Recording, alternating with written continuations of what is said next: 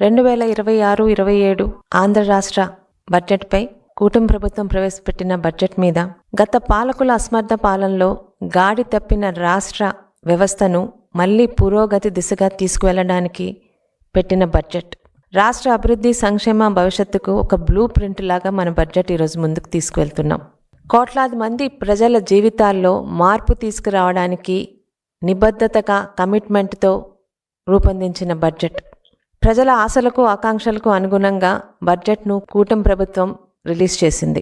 బడుగు బలహీన వర్గాల అభివృద్ధే లక్ష్యంగా ఈరోజు రాష్ట్ర ప్రగతిని ముందుకు తీసుకువెళ్తున్న ముఖ్యమైన అన్ని రంగాలకి ప్రధాన ప్రాధాన్యత ఇస్తూ ఈ బడ్జెట్ని రూపొందించడం జరిగింది. వ్యవసాయం, పారిశ్రామిక, సాగునీటి, విద్య, వైద్యం, టూరిజం, పంచాయతీరాజ్, మహిళా సంక్షేమం ఇలా అనేక రంగాలను బలోపేతం చేసే విధంగా ఈ బడ్జెట్ని రూపొందించారు.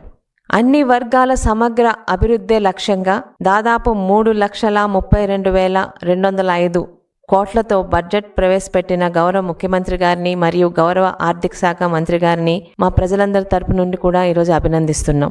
రాష్ట్ర అభివృద్ధే లక్ష్యంగా ఎన్నడూ లేని విధంగా సుమారు మూలధన వ్యయానికి 53,915 కోట్లు కేటాయించడం అనేది నిజంగా అభినందనీయం, ఒక సాహసోపేతమైన నిర్ణయం. ఈరోజు రైతే రాజు అని కబుర్లు చెప్పిన గత పాలకులలా కాదు, ఆ రైతును నిజంగా రాజుగా చేయడానికి వ్యవసాయ రంగానికి, వ్యవసాయ అనుబంధ రంగాలకు దాదాపు 13,598 కోట్లు కేటాయించడం బట్టి ఈరోజు రైతుల పట్ల కూటమి ప్రభుత్వానికి ఉన్న చిత్తశుద్ధిని ప్రతి ఒక్క వ్యక్తికి అర్థమయ్యేలా ఈ బడ్జెట్ ఈరోజు మీ అందరికీ అర్థమవుతుంది. ఇక సాగునీటి ప్రాజెక్టులను, రైతుకు కావలసినది సాగునీరు.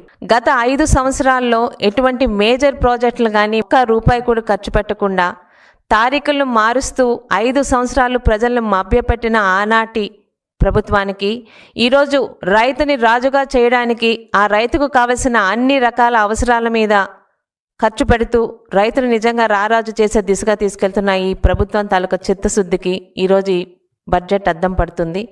ముఖ్యంగా మేజర్ ప్రాజెక్టులతో పాటు మైనర్ ఇరిగేషన్ ప్రాజెక్టుల మీద కూడా ఈరోజు ఇరిగేషన్ డిపార్ట్మెంట్కి, ఇరిగేషన్ రంగానికి బడ్జెట్లో ఇచ్చిన శాతం ప్రజలందరికీ కూడా ఇరిగేషన్ ప్రాజెక్ట్స్ మీద ఈరోజు కూటమి ప్రభుత్వానికి ఉన్న చిత్తశుద్ధి ప్రజలందరికీ అర్థమవుతుందండి.